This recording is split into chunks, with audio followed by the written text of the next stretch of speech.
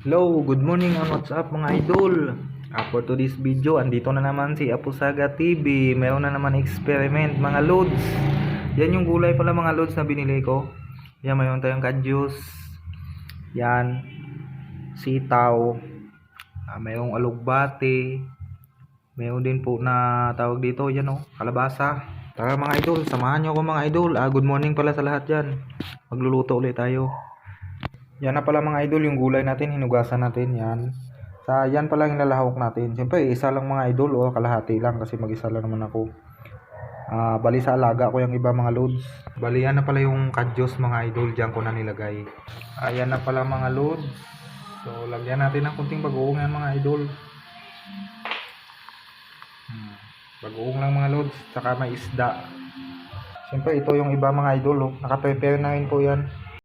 So ilagay na natin mga loads ang kalabasa. Yun na mga idol Ayan na mga loads, ilagay ko na yung alugbate. So ayan na yung gulay natin mga loads. Shout out dyan sa mahilig magluto nito katulad ko. So hintayin na natin mga idol na pakuluan na natin muna.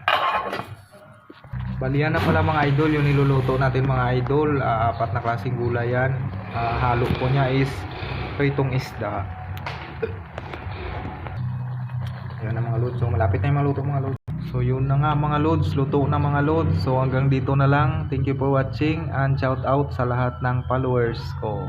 Bye bye.